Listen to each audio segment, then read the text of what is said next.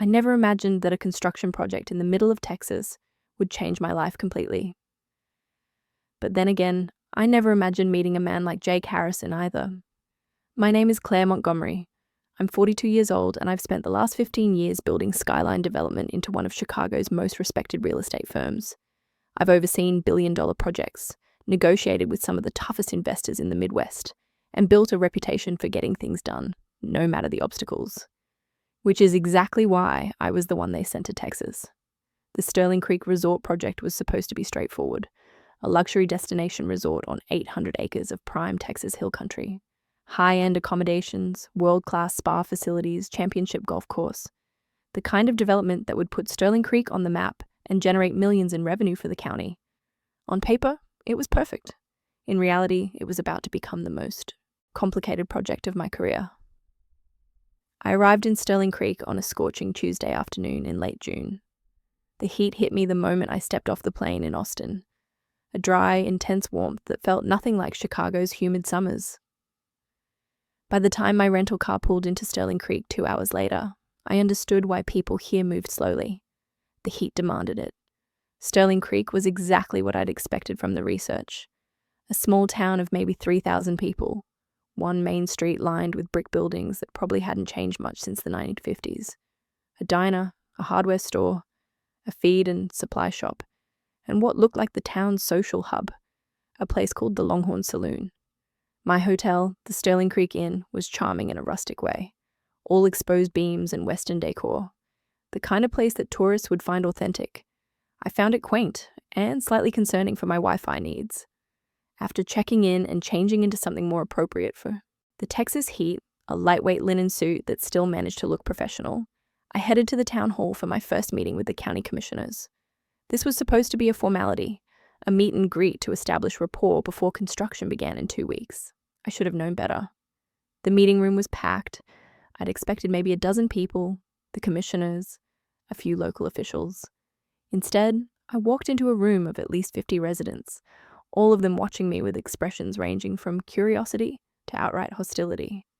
Ms. Montgomery, County Commissioner Patricia Hayes greeted me with a handshake that was professional but not particularly warm.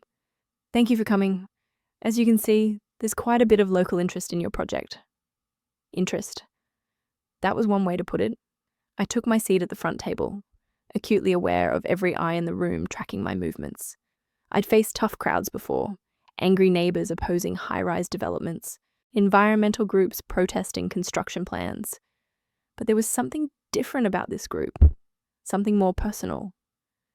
Before we begin, Commissioner Hayes continued, I think it's only fair to let you know that several members of our community have concerns about the Sterling Creek Resort project. We've invited them to share those concerns today. I kept my expression neutral. This wasn't in the agenda I'd been sent, but I'd learned long ago to roll with unexpected changes. Of course, I'm here to listen and to address any questions the community might have. The first few speakers were predictable. Concerns about increased traffic, questions about water usage in a drought-prone region, worries about changing the character of the town. I had prepared answers for all of these, statistics and assurances that I delivered with practiced confidence. Then he stood up. I noticed him the moment he rose from his seat in the back row. It was impossible not to. He was tall, probably 6'2", with broad shoulders that filled out a faded denim shirt. His hair was dark, touched with grey at the temples, and he wore a black cowboy hat that somehow didn't look like a costume. His face was all angles and weathered lines, the face of someone who spent his life outdoors. But it was his eyes that caught me, a piercing blue-grey that seemed to see right through all my corporate armor. Jake Harrison, he introduced himself, his voice deep and carrying easily through the room. I own the ranch adjacent to your proposed development site. The Diamond H. My family's been working that land for 4 generations. I knew about the Diamond H. It was mentioned in our environmental impact report. 2,000 acres of working ranch land that bordered the resort property on the western side. Mr. Harrison, I acknowledged with a professional nod. I'm familiar with your property. I can assure you that we've designed the resort to minimize any impact on neighboring lands. A muscle twitched in his jaw. Minimize. That's an interesting word, Ms. Montgomery. Tell me, how do you minimize the impact of diverting a creek that's been the primary water source for my cattle for over 100 years? The room went silent. I felt my pulse quicken, though I kept my expression calm.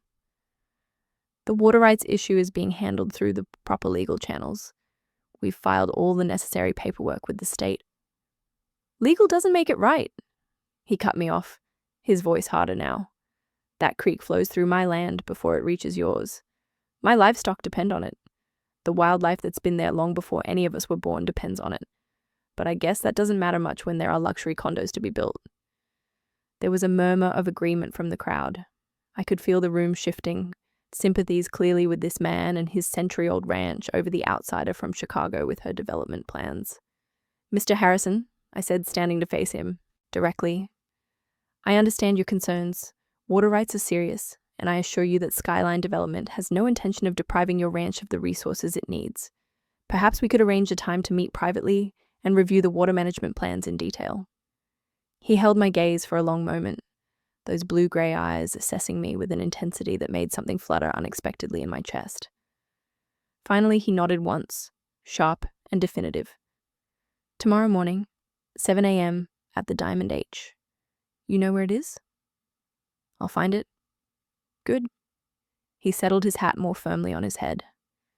Because I'm going to show you exactly what your resort is going to destroy.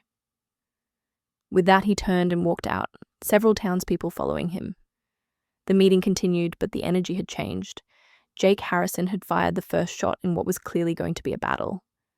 That night, I lay in my hotel room, the air conditioning humming against the heat outside, and researched everything I could find about Jake Harrison and the Diamond H Ranch. What I learned was impressive and complicated.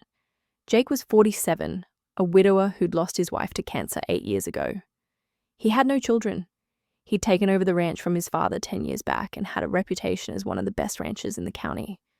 But more than that, he was a community leader. He sat on the school board, organized the annual county fair, and had successfully led opposition to 2 previous development projects that would have threatened local water resources. In other words, he wasn't just some angry rancher. He was smart, connected, and motivated, and he clearly saw me and my resort as a threat. I should have been worried purely from a professional standpoint. Opposition from someone like Jake Harrison could delay the project, cost Skyline millions, even potentially shut the whole thing down. But as I stared at his photo in a local newspaper article, an image of him at some charity event wearing a suit that still couldn't quite disguise his essentially rugged nature, I felt something else entirely. Something I hadn't felt in years. Anticipation. The Diamond H Ranch was 20 miles outside Sterling Creek, down a 2-lane highway, and then another 10 minutes on a gravel road that kicked up dust behind my rental car. The landscape was beautiful in a stark way, all rolling hills covered in dry grass, clusters of live oak trees, and an endless expanse of sky. I arrived at exactly 7 a.m. because punctuality was both a professional necessity and, in this case, a small statement of respect. I wasn't going to give Jake Harrison any excuse to dismiss me as some careless city developer. The ranch house was a low-slung structure of stone and wood, clearly old but well-maintained. There was a barn in the distance, a stable, several outbuildings, and everywhere, the sense of a working operation. Trucks parked near the barn, horses visible in a far paddock. The sound of cattle somewhere beyond my line of sight. Jake was waiting on the porch, leaning against a post with his arms crossed. He'd traded yesterday's denim shirt for a faded grey t-shirt that showed off arms that clearly didn't come from a gym membership. A different hat today, brown and more beaten up than the black one from yesterday. "You're punctual?" he said as I climbed out of my car. It didn't sound like a compliment, more like he was checking off a box. "You asked for 7 a.m. It's 7 a.m. He pushed off from the post and walked down the porch steps. Up close, in the early morning light, I could see the lines around his eyes, the calluses on his hands when he gestured toward a dusty pickup truck parked nearby. "We'll take my truck. Your rental won't make it where we're going." I followed him to the truck, aware that he held the passenger door open for me in a gesture that was probably automatic rather than courteous. The interior smelled like leather and dust and something else, something distinctly masculine that I couldn't quite place. He drove in silence for a while, navigating dirt roads with the ease of someone who could probably do it with his eyes closed. I watched the landscape roll past, noting the topography, mentally comparing it to the surveys and maps I'd studied. "You're trying to figure out property lines," Jake said suddenly, not looking at me. "I'm getting oriented," I corrected. "It's what I do. Understand the land before I develop it." "Develop it?" He shook his head. "That's such a clinical word for what you're about to do." "What would you call it?" "Desecration, maybe. Destruction. Take your pick." I turned to face him. "That's not fair. We're bringing economic opportunity to this area. Jobs, tourism revenue, tax income that can fund schools and infrastructure. We don't need your money," he interrupted, his hands tightening on the steering wheel. "We need our water, our land, our way of life." "Mr. Harrison, Jake, if we're going to be fighting each other for the next few months, might as well use first names." "Fine, Jake." I tried to keep the frustration out of my voice. "I'm not your enemy. I'm here to build something that can coexist with what's already here." He laughed, but there was no humor in it. "You really believe that, don't you?" Before I could answer, he stopped the truck. We were at the top of a rise with a view that stretched for miles in every direction. And there, cutting through the landscape like a silver ribbon, was the creek. Sterling Creek, the namesake of the town, the lifeblood of this ranch, and the center of our conflict. Jake got out of the truck, and I followed. The morning was already warm, the sun climbing higher, but up here there was a breeze that made it almost pleasant. "My great-grandfather settled this land in 1882, Jake said, his eyes on the creek below. "Found this spot, saw that water, and knew this was where he could build something lasting. 4 generations of Harrisons have worked this ranch, raised cattle, horses, families, all of it dependent on that creek." He turned to look at me then, and I was struck by the intensity in his eyes, the depth of emotion he wasn't trying to hide. "Your resort is going to take 70% of that water flow upstream. Your environmental report says the impact will be manageable. What that means is that by the end of summer, there won't be enough water in that creek to sustain my livestock. What it means is that I'll have to drill wells, spend hundreds of thousands of dollars I don't have, or sell off cattle, reduce my herd. What it means is the end of the Diamond H as a viable ranch." I wanted to argue, to throw statistics and technical specifications at him, but standing there, looking at the landscape he was describing, the history he was protecting, I found the words stuck in my throat. "The water rights are legal," he finished. "I know. Your company filed all the proper paperwork, jumped through all the hoops. You have the legal right to do this. But just because you can do something doesn't mean you should." I met his gaze. If I walk away from this project, if I tell my company we can't build the resort, someone else will. Another development company will buy the land and build something probably worse than what we've planned. At least Skyline has committed to environmental protections, sustainable practices. "Pretty words in a glossy brochure," Jake said, but his voice had lost some of its edge. "Ms. Montgomery." "Claire," I said, "if we're using first names." His lips twitched, almost a smile. "Claire, do you know what it's like to work land, to put your hands in the soil, to watch something grow because you tended it, to know that what you're doing matters not just for you, but for generations that'll come after?" "No," I admitted. "I don't. I work with concrete and steel, with architectural plans and financial projections. My world is very different from yours." "Exactly." He turned away from the vista, back toward the truck. "That's the problem. You don't understand what you're destroying because you can't see it. To you, this is just land, numbers on a survey, potential profit margin." His words stung, partly because there was truth in them. I had spent my career reducing land to its development potential, its highest and best use in economic terms. Standing here, seeing it through Jake Harrison's eyes, I was seeing something different.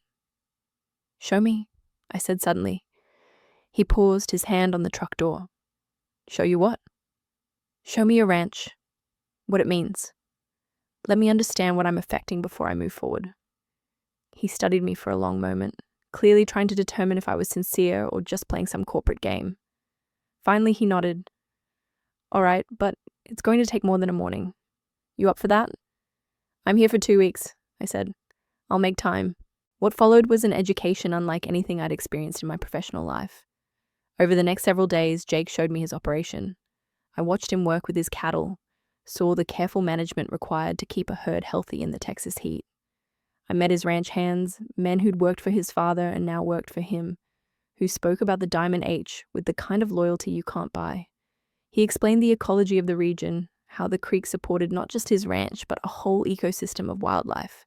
He showed me where his great-grandfather had built the first homestead, the foundation stones still visible among the newer structures. And slowly, despite my intentions to remain professional and detached, I began to see what he saw. Not just land, but legacy. Not just resources, but relationships between earth and animal and human that had developed over generations. I also began to see Jake Harrison himself differently. He was abrasive, yes, stubborn and uncompromising in his defense of his land. But he was also thoughtful, knowledgeable, in ways that had nothing to do with formal education. He could read weather in the sky, could tell you about soil composition just by touching it, could gentle a nervous horse with nothing but his voice and patience. And there were moments, brief and unexpected, when the antagonism between us shifted into something else entirely. Like the afternoon he was teaching me to ride. I'd insisted, somewhat foolishly, that I couldn't properly understand the ranch without seeing it from horseback. He'd looked skeptical, but saddled up a gentle mare named Daisy and spent an hour teaching me the basics. You're overthinking it, he said, adjusting my grip on the reins, his hands briefly covering mine. Stop trying to control everything and just feel the horse's rhythm. His touch sent an unexpected jolt of electricity up my arms. I glanced at his face and caught him looking at me with an expression I couldn't quite read. For just a second, the air between us felt charged, heavy with something neither of us was willing to acknowledge. Then he stepped back, clearing his throat. Try it again. Or the evening he invited me to stay for dinner after a particularly long day of reviewing survey maps and water flow charts. His housekeeper, a formidable woman named Rosa, who'd been with the family for decades, had made a spread that would feed an army. Rosa's convinced I'm starving, Jake said, passing me a bowl of something that smelled amazing. She's been trying to fatten me up since my wife died. It was the first time he'd mentioned his late wife directly. I saw the shadow that crossed his face, the grief that was still there even after 8 years. Tell me about her, I said softly. He was quiet for a moment, his fork pausing midway to his mouth. Sarah was the heart of this place. Grew up on a ranch 3 counties over. Understood this life better than anyone. When she got sick, she made me promise I'd keep the Diamond H going, that I'd fight for it no matter what. His eyes met mine. That's what I'm doing. Fighting for it. For her. In that moment, I understood something crucial. This wasn't just about water rights or land use. For Jake, this was personal in ways that went far deeper than economics or even heritage. This was about honoring a promise to someone he'd loved and lost. And that complicated everything. Hey, I'd love to know where you're listening from. Drop your city in the comments below.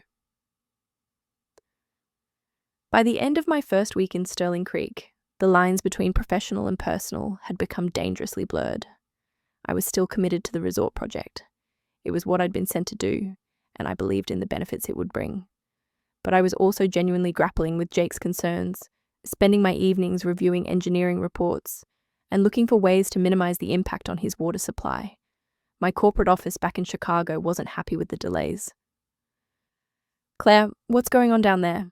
My boss, Richard Stratton, demanded over the cell phone. We were supposed to break ground this week.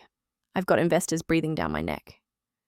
There are some local concerns that need to be addressed, I said carefully, aware that I was standing outside the Sterling Creek Inn where anyone could overhear. I'm working through them. Work faster. We've got millions tied up in this project. Every day we're delayed costs money. I understand that, Richard, but rushing into this without addressing the community's concerns could end up costing us more in the long run. Lawsuits, protests, bad publicity. Handle it, Claire, That's what you're good at. We need this project moving forward. After he hung up, I stood there in the Texas heat, feeling caught between two worlds. The corporate world I'd lived in for 15 years, where success was measured in profits and completed projects.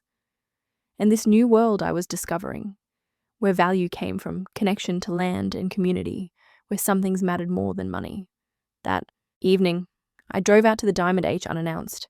Jake was in the barn, working on something mechanical with an intensity that suggested he was using physical labor to work through his own frustrations. "You look like you're trying to punish that engine," I said from the doorway. He glanced up, surprise flickering across his face. He was covered in grease, his hair disheveled, and somehow that made him even more attractive. A thought I immediately tried to suppress. "What are you doing here?" he asked, not unkindly. "I need to talk to you about the project." He set down his wrench and wiped his hands on a rag. "Let me guess. Your bosses are pressuring you to move forward no matter what I think." "Something like that." He nodded, unsurprised. Corporate world doesn't care much about small-town concerns. "That's not entirely fair," I said, stepping into the barn. It smelled like hay and leather and motor oil, a combination that shouldn't have been pleasant but somehow was. "Care. I've spent this week trying to find solutions that work for everyone." "And have you found any?" "Maybe." I pulled out my tablet, bringing up the revised plans I'd been working on. "What if we reduced the water diversion by 40%? Used more advanced conservation technology, captured rainwater, recycled grey water for irrigation?" Jake took the tablet, scrolling through the plans with a frown of concentration. "This would reduce the impact," he admitted slowly, "but it doesn't eliminate it." "No," I agreed, "it doesn't. But it might make it sustainable. Your ranch would still have enough water flow. It would require some adjustments on your end, maybe some infrastructure improvements that Skyline could help fund. But it could work." He looked up from the tablet, his eyes searching mine. "Why are you doing this? Your company could just push through the original plans. You've got the legal right." "Because..." I hesitated, trying to find the right words. "Because this week, you've shown me something I'd lost sight of. That there's more to development than just building things. That the land, the people, the history, all of it matters. And because I don't want to be the person who destroys your ranch. Your legacy." The air between us shifted again, that electric tension I'd been trying to ignore becoming impossible to deny. Jake set the tablet down carefully, never breaking eye contact. "You're not what I expected," he said quietly. "What did you expect?" "Some corporate shark. Someone who'd see this land as nothing but dollar signs." He took a step closer. "Someone who wouldn't care about an old cowboy and his ranch." "You're not old," I said, and immediately regretted how that sounded. "I mean, I know what you mean." Another step closer. We were less than 2 feet apart now, close enough that I could see flecks of gold in his grey-blue eyes, could smell his scent underneath the grease and sweat, something fundamentally masculine and appealing. "This is a bad idea," I said, but I didn't move away. "What is?" "Whatever this is. This tension. I'm here for a job, Jake, and you and I are on opposite sides." "Are we?" His hand came up, his fingers gently touching my cheek, tracing the line of my jaw. The calluses on his hands were rough against my skin, and the contrast sent shivers down my spine. "Yes," I whispered, but even I could hear the lack of conviction in my voice. "I don't know, Claire." His thumb brushed across my lower lip, his eyes following the movement. "Feels like maybe we're on the same side of something else entirely." I should have stepped back, should have maintained my professional boundaries, should have remembered all the reasons why getting involved with him would be disastrous for the project, my career, everything. Instead, I closed the distance between us and kissed him. It wasn't a gentle kiss. There was too much tension, too much frustration and attraction that had been building all week. His arms came around me immediately, pulling me against him, one hand tangling in my hair, while the other pressed against the small of my back. I'd kissed men before. I'd been married, divorced. I'd had relationships. But this was different. This was fire and urgency and a connection that went beyond physical. This was weeks of arguing and challenging each other, culminating in something that felt inevitable. When we finally broke apart, both breathing hard, Jake rested his forehead against mine. "Well," he said, his voice rough, "that complicates things." I laughed, a slightly breathless sound. "That's an understatement." He pulled back enough to look at me, his expression serious. "I need to know this isn't some strategy, some way to soften me up about the project." The fact that he had to ask hurt, but I understood why. "It's not," I said firmly. "Jake, I don't mix business and personal. What just happened, that was me, not the corporate representative. That was real." He searched my face for a long moment, then nodded. "Okay, I believe you. But we need to keep this separate," I continued, trying to sound more certain than I felt. "The project negotiations and whatever this is, they can't influence each other." "Agreed." He smiled, a real smile that transformed his face, made him look years younger. "Though I'm not sure how we're going to manage that. We're both adults. We'll figure it out." Famous last words. The next week was an exercise in discipline and failure. During the days, we maintained a professional relationship. I worked with the engineers from Skyline, implementing the reduced water diversion plans. Jake met with environmental lawyers, ensuring that all our modifications were legally binding. We had formal meetings with the county commissioners, public forums with concerned citizens. But in the evenings, all that professionalism evaporated. We'd meet at his ranch after dark, when Rosa had gone home and the ranch hands had retired to their quarters. We'd sit on his porch, drinking cold beer, and talking about everything except the resort project. He told me about growing up on the ranch, about the responsibility of carrying on a family legacy.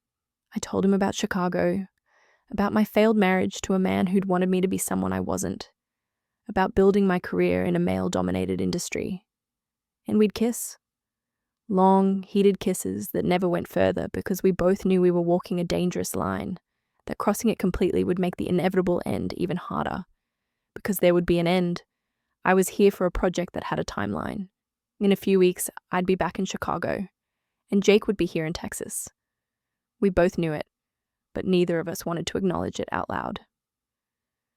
"Tell me about Chicago," Jake said one evening. We were lying on a blanket in a field behind his house, watching the stars. The night sky in Texas was incredible, unpolluted by city lights, a canvas of stars that you could never see in Chicago. "What do you want to know?" "What's your life like there? Your routine?" I thought about it. Wake up at 5:30, hit the gym by 6. At my desk by 8, usually stay until 7 or 8 at night. Dinner is usually takeout eaten at my desk. I've got a condo in Lincoln Park, but I'm barely there except to sleep. That sounds lonely. "It's busy," I corrected. "There's a difference." "Is there?" He turned on his side, propping his head up on his hand so he could look at me. "When's the last time you did something just for yourself? Just for joy?" I opened my mouth to answer, then closed it. When was the last time? I couldn't remember. "Exactly," Jake said softly. He reached out, tucking a strand of hair behind my ear. "You're so focused on building things for other people that you forgot to build a life for yourself." His words hit harder than I expected. I have a life, a successful career, financial security, but no one to share it with, no connection to place or people. His hand cupped my face. "Claire, you're brilliant at what you do. I've seen the way you work, how you solve problems, how you negotiate.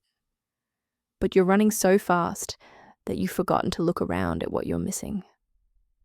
"And what am I missing?" "This." He gestured at the stars above us, the quiet of the ranch around us. "Moments that matter. People who see you, not just what you can do for them." He leaned closer, his eyes intense in the starlight. "Someone who wants you, not your skills or your connections, but you." "Jake," my voice was barely a whisper. "I want you, Claire Montgomery. And that scares the hell out of me because I know you're going to leave, but I can't seem to stop wanting you anyway. I pulled him down to me, kissing him with all the emotion I couldn't put into words. He was right about everything. The loneliness I'd been ignoring, the emptiness of my life beyond work, the connection I'd been missing, and the fact that I was falling for him, even though it was the worst possible timing and the most complicated situation imaginable. We stayed out there until well past midnight, talking and kissing and pretending that we had more time than we actually did. The project approval hearing was scheduled for my last day in Sterling Creek. It would be a formality, really, a final public review before the county commissioners gave their blessing and construction could begin. I'd spent weeks negotiating with Jake and other local landowners, working with our engineers to minimize environmental impact, securing binding agreements that protected water rights and wildlife corridors. The modified plans were better than the original ones, truly sustainable in a way that our initial proposal hadn't been. Jake and I had managed, somehow, to keep our personal relationship separate from the professional negotiations. In public, we were cordial but businesslike. In private, we were something else entirely. Something that felt dangerously close to love, though neither of us had been brave enough to say the word. The hearing was packed again, just like that first meeting. But the mood was different. Jake had worked with the community, explaining the compromises that had been reached, the protections that were now in place. There was still opposition. There always would be when it came to development, but it was manageable. I presented the modified plans, walked through the environmental safeguards, answered questions with confidence born from weeks of immersion in every detail. The county commissioners asked their questions, reviewed the documents, and then called for a vote. It was unanimous. The project was approved. I should have felt triumphant. This was my job, what I'd been sent here to do. But as I packed up my materials and accepted congratulations from Commissioner Hayes, all I felt was a hollow sense of something ending. Jake had been sitting in the back row. After the vote, he stood up and walked out without looking at me. I found him an hour later at the ranch, in the barn where we'd first kissed. He was standing at the door, looking out at his land, at the creek that would still flow, even with the resort upstream. "You won," he said without turning around. "Congratulations." "Jake, no, I mean it." He finally turned to face me. "You did what you came here to do, and you did it better than I thought possible. The protections you built in, the compromises you made, they're real. You actually gave a damn." "Of course I did." I moved closer to him. "You showed me why it mattered." "Yeah." His smile was sad. "And now you're leaving." It wasn't a question. We both knew that my flight back to Chicago was booked for tomorrow afternoon. "I have to," I said, even though every part of me wanted to stay. "The project approval is just the beginning. There's still construction management, ongoing coordination with your land, quarterly environmental reviews, all of which someone else can handle." Jake closed the distance between us. "You've done your part, Claire. Your company has other projects, other places that need your expertise." He was right. Skyline was already talking about sending me to Houston next, a high-rise development that was even more complex than this one. "I don't want to go," I admitted. "But you will." He touched my face, his thumb tracing my cheekbone. "Because that's who you are. The woman who gets things done, who moves from project to project. You don't stay. You don't put down roots. You build things for other people, and then you leave." "That's not fair," I said, but I could hear the truth in his words. "Isn't it?" He pulled me closer, his arms wrapping around me. "Tell me I'm wrong. Tell me you're thinking about staying, about building a life here instead of just a resort." I wanted to tell him exactly that, but the words stuck in my throat, held back by years of prioritizing career over everything else, of believing that success meant constant movement, constant achievement. "I can't," I whispered. "I know." He kissed me then, a kiss that tasted like goodbye and all the things we'd never have the chance to explore. That's what I thought. We stood there in the barn, holding each other, until the sun started to set. Neither of us spoke. There was nothing left to say. I left Sterling Creek the next day, my rental car packed with survey documents and a heart that felt heavier than it had in years. Jake didn't come to say goodbye. We'd said everything we needed to last night. The flight back to Chicago was long and gave me too much time to think. About the project, about Jake, about the life I'd built, and whether it was actually the life I wanted. When I walked into my condo in Lincoln Park, it felt empty in a way it never had before. Clean, modern, expensive, and completely devoid of warmth or personality. I'd lived here for 5 years and had barely made it feel like a home. The message light on my phone was blinking, probably Richard with updates on the Houston project. I ignored it, pouring myself a glass of wine and standing at my window, looking out at the Chicago skyline. I'd done my job. The Sterling Creek Resort would be built, bringing economic opportunity and sustainable development to a small Texas town. It was a success by any measure. Professionally, I'd shown that I could negotiate difficult situations and find solutions that satisfied multiple stakeholders. But personally, my phone rang. I almost didn't answer, but then I saw Jake's name on the screen. Hello. I didn't get to say goodbye. His voice came through, rough and warm and familiar even over the distance. It didn't feel right. Jake, just listen for a minute, okay? He took a breath.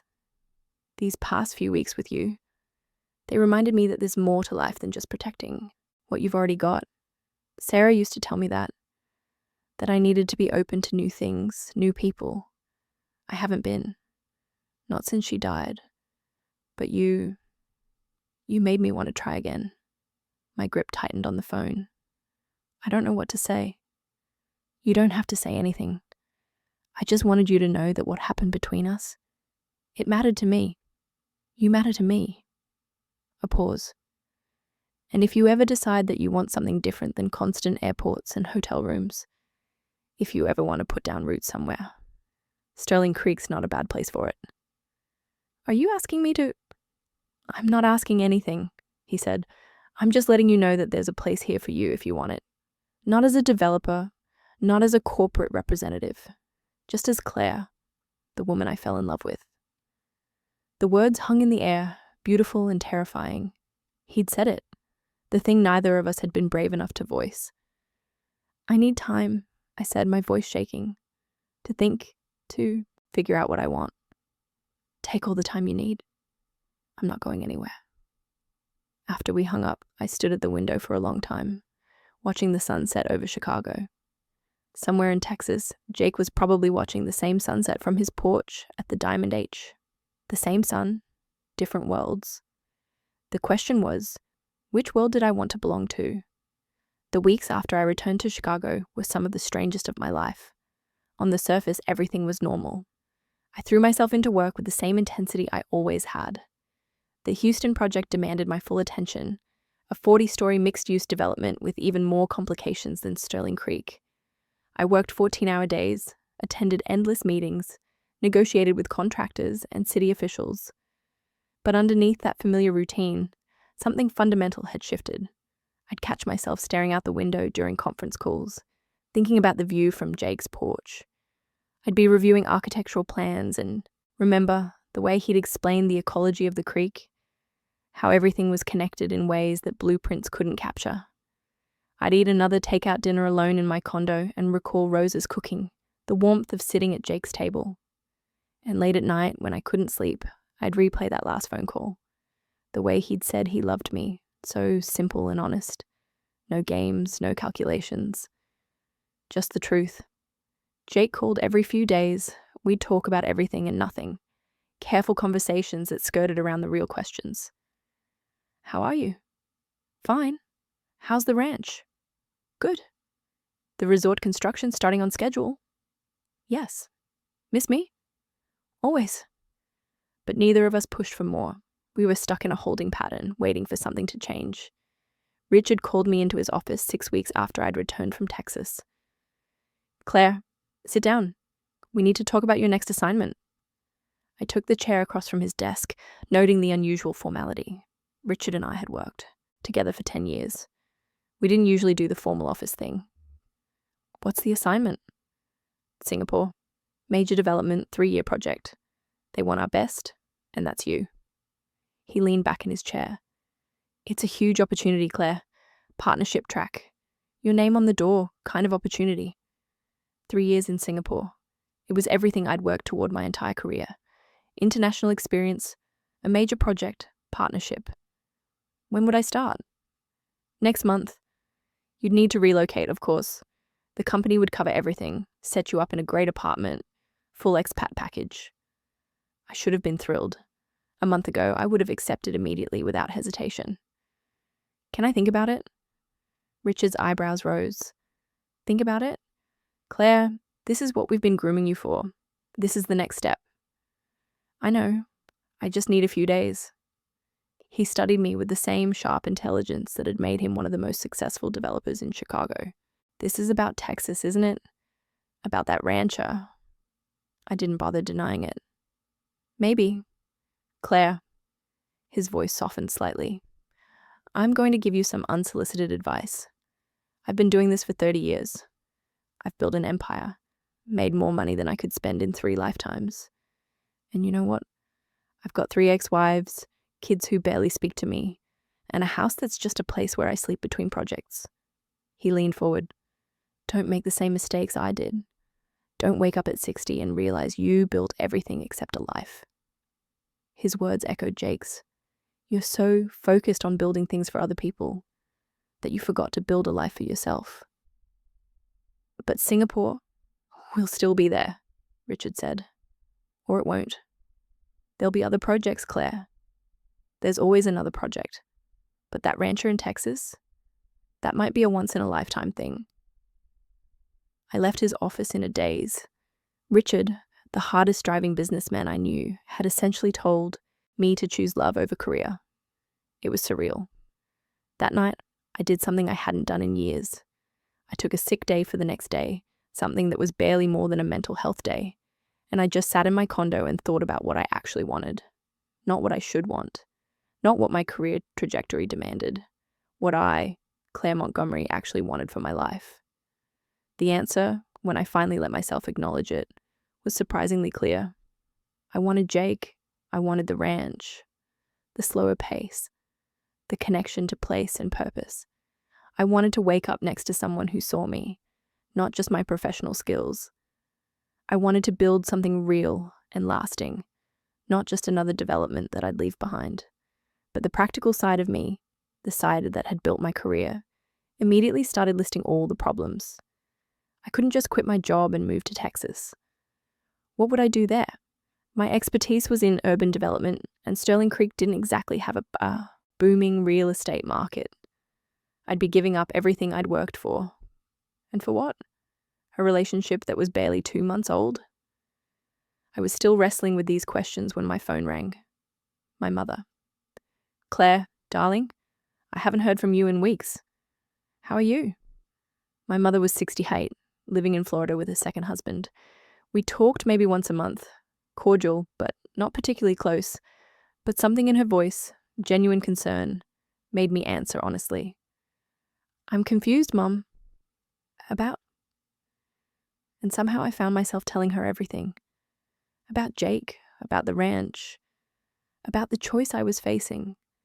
She listened without interrupting, which was unusual for her. Your father and I got divorced because he chose his career over us, she said finally. Every time. He missed your school plays, your graduations, family dinners. He was always traveling, always working, and he was successful, very successful.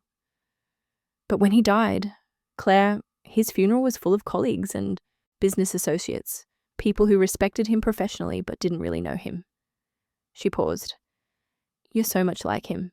Same drive, same focus. I've been proud of what you've accomplished, but I've also worried that you'd end up the same way, successful and alone. I'm not alone, I said automatically. Aren't you? Her voice was gentle but firm. When's the last time you had dinner with friends? When's the last time you took a real vacation? When's the last time you did something just because it made you happy? I couldn't answer any of those questions. This man in Texas, my mother continued, does he make you happy?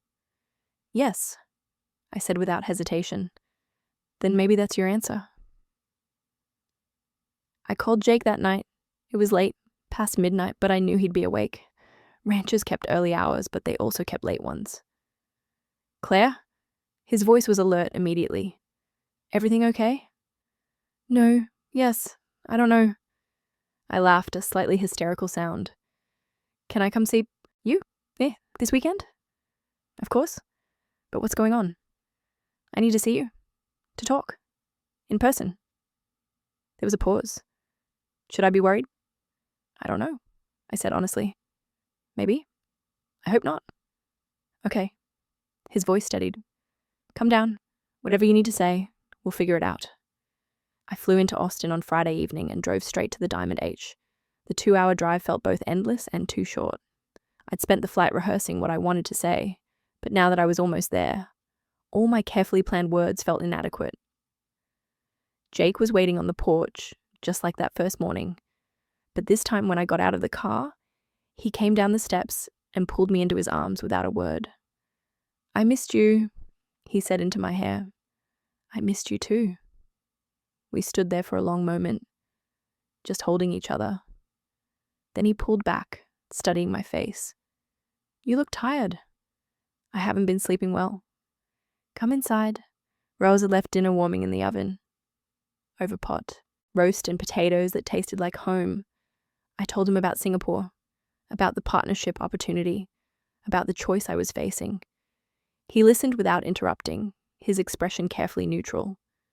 When I finished, he took a long drink of his beer. That's an incredible opportunity, Claire. I know. Partnership. Your name on the door.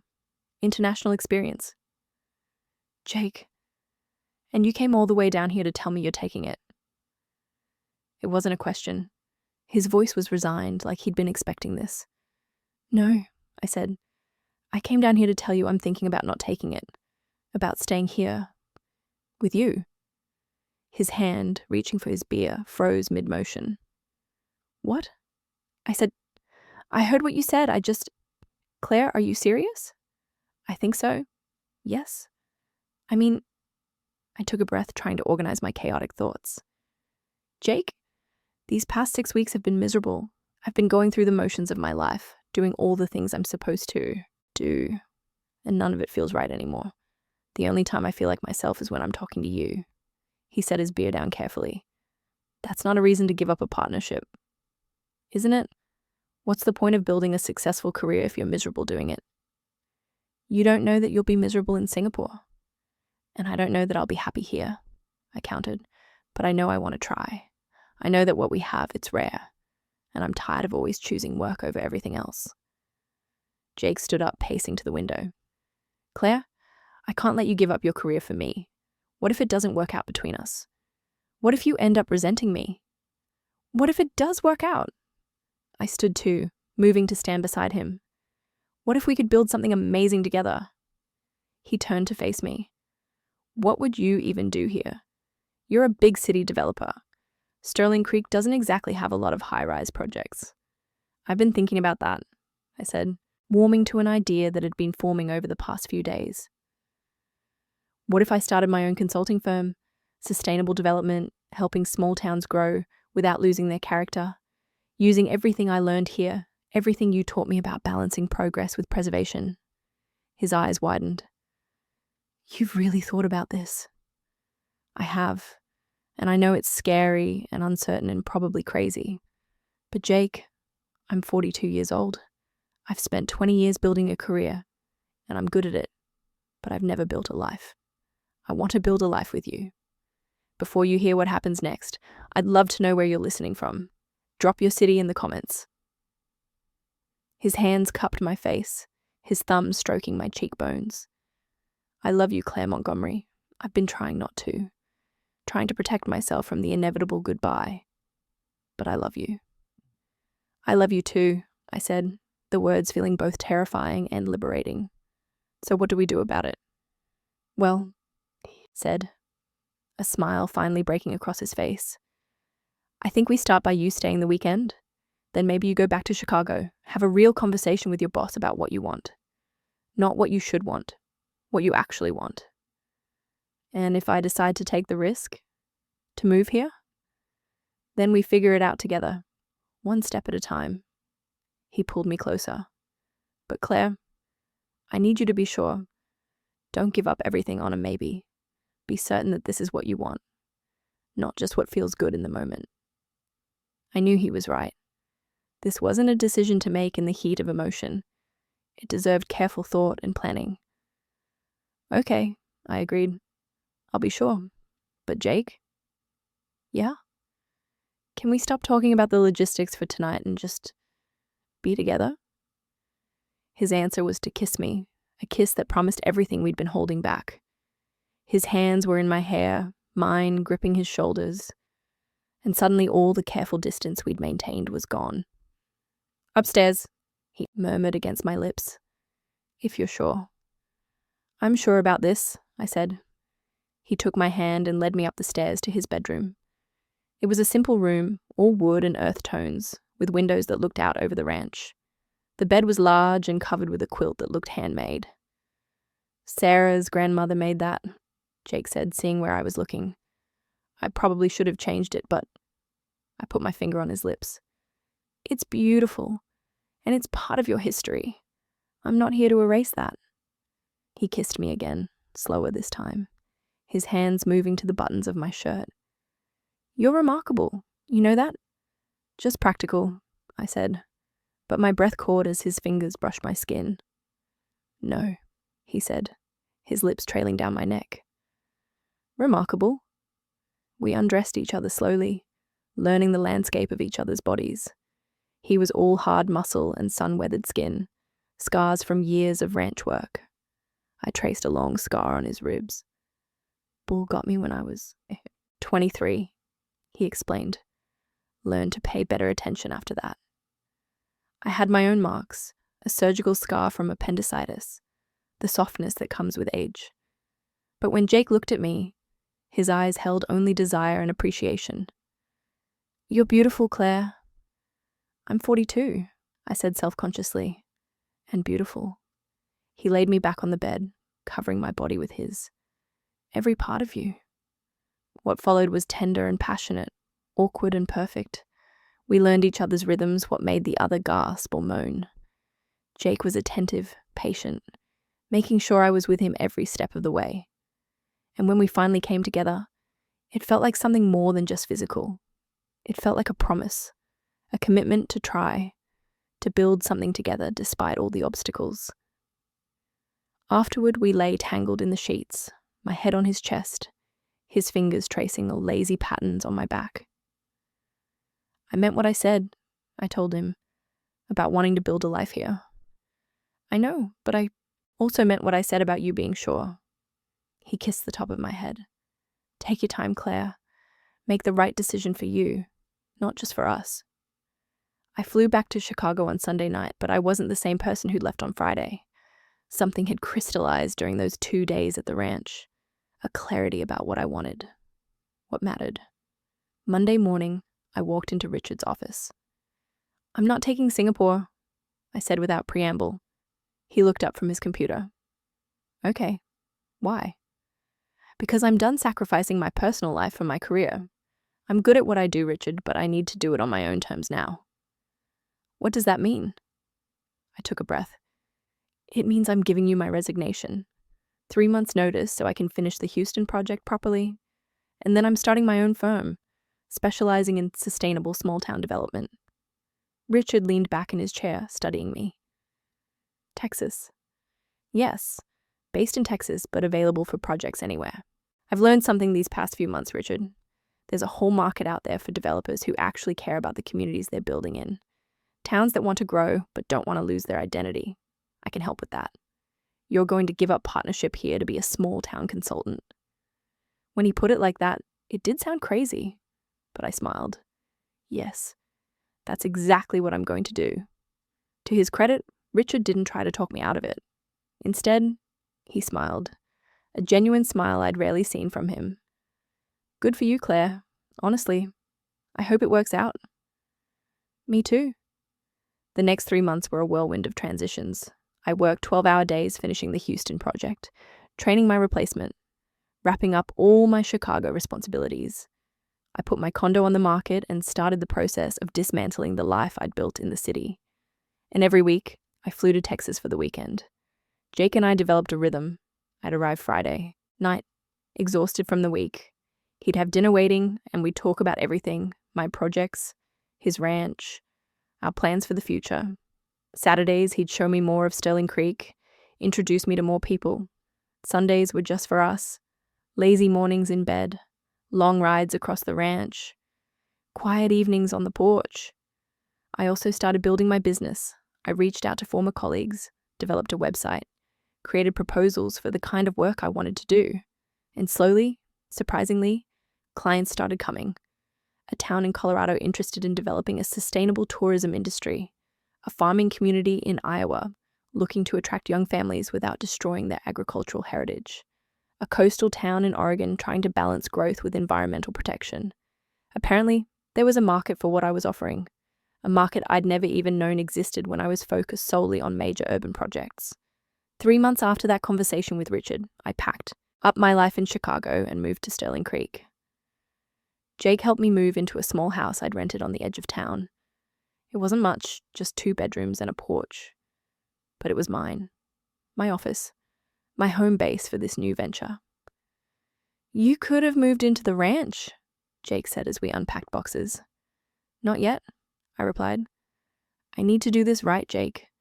Build my business, establish myself here independently. Then we can talk about next steps."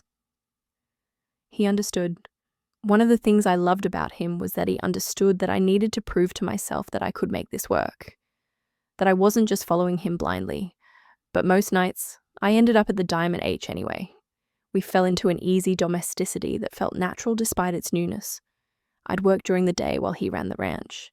In the evenings, we'd make dinner together, sit on the porch watching the sunset, go to bed in each other's arms.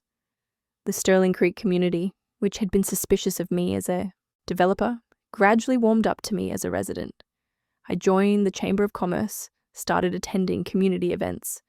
Rosa treated me like family, constantly trying to feed me. The ranch hands accepted my presence without comment, and my business grew.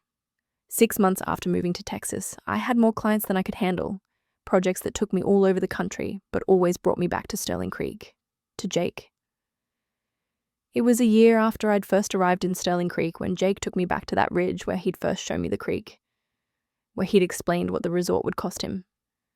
"I have something to show you," he said, that same serious expression he'd worn a year ago. We stood at the top of the rise, looking down at the valley. The resort was visible now, construction about 60% complete. It looked different than I'd imagined, less intrusive than I'd feared. The buildings were designed to blend with the landscape, and the water conservation measures we'd implemented were working. "The creek's still flowing," I observed. "Yeah." Jake's arm was around my waist. "You kept your promise. The ranch is sustainable. The ecosystem is intact. You did good work, Claire." "We did good work," I corrected. "You fought for what mattered, and I learned to listen." He turned me to face him. "This year with you has been the best year of my life since Sarah died. Maybe even before that. You've brought something to this ranch, to this town, to my life that I didn't know I needed." My heart started beating faster. "Jake, let me finish." He smiled nervously, which was unusual for him. Jake Harrison was rarely nervous. "I know we said we'd take things slow, build your business, make sure this was really what you wanted.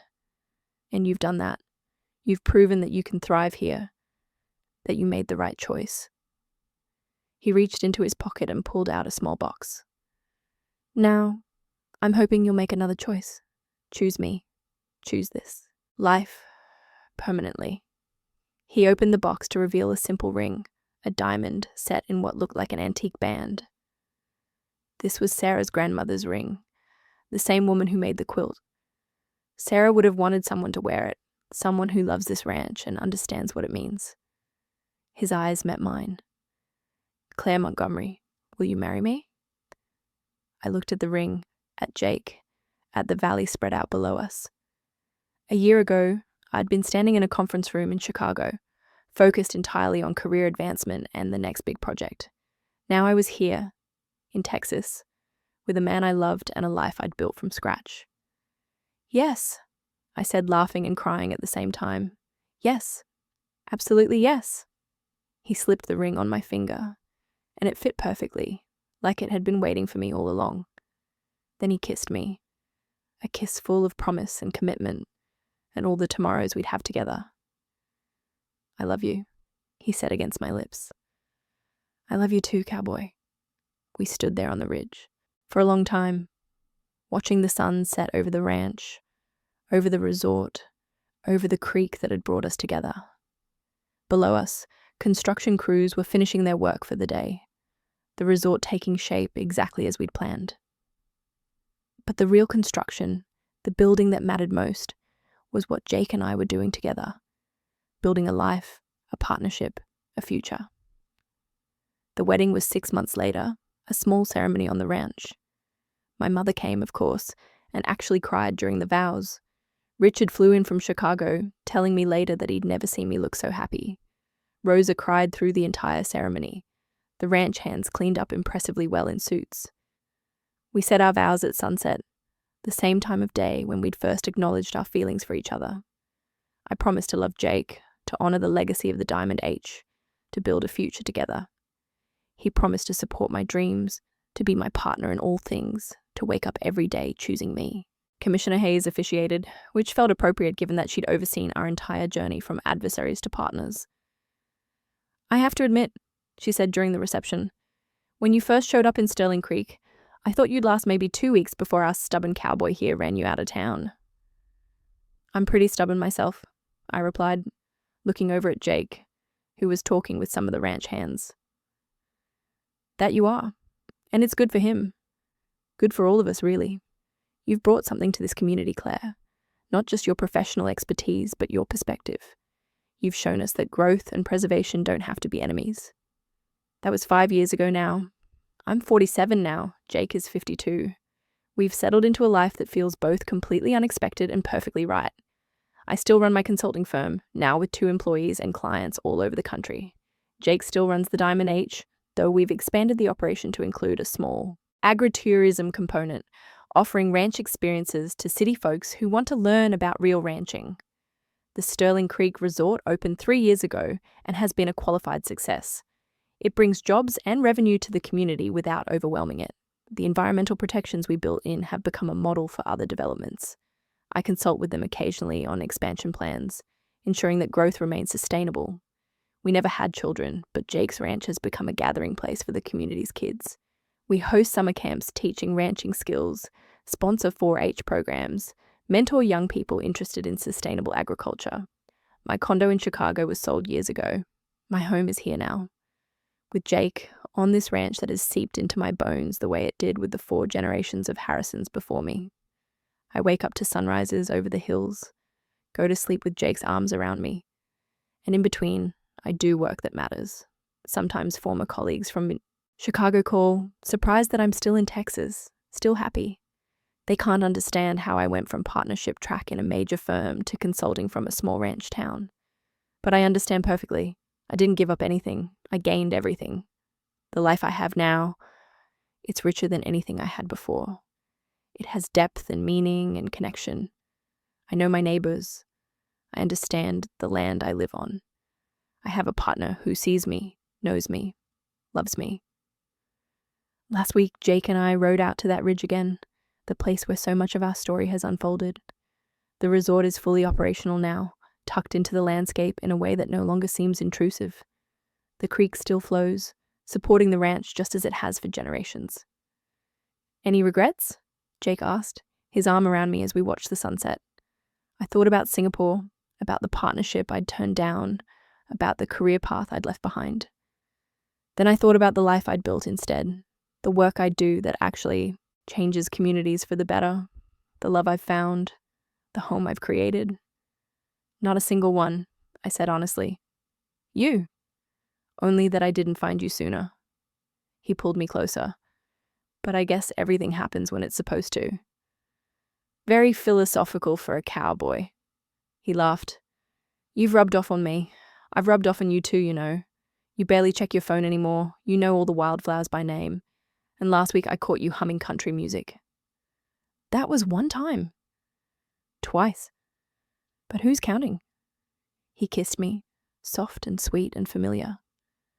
Thank you for taking the risk, Claire, for choosing this life, for choosing me. Thank you for showing me what I was missing, I replied, for teaching me that success isn't just about what you build, but who you build it with. We stayed on the ridge until the stars came out, those incredible Texas stars that you can't see in any city. And I thought about the woman I'd been when I first came to Sterling Creek, so focused on the project, on the job, on everything except what actually mattered. That woman had built an empire of concrete and steel. This woman, the one I'd become, was building something far more valuable, a life full of love and purpose and connection. And it all started with a creek, a cowboy, and the courage to choose differently. If you've been with me through this entire journey, I hope it's reminded you of something important, that it's never too late to choose differently, never too late to take a risk on love, never too late to build the life you actually want instead of the life you think you should have. I was 42 when I met Jake, convinced that my life was set on a certain path. I was wrong. The best years of my life have been these past 5, and I have many more ahead. So if you're listening to this and thinking about your own choices, your own crossroads, I hope my story encourages you, whether you're 40 or 50 or 70, whether you're considering a career change or a relationship risk or a complete life transformation. Remember this: you deserve to be happy, not just successful. You deserve love, not just achievement.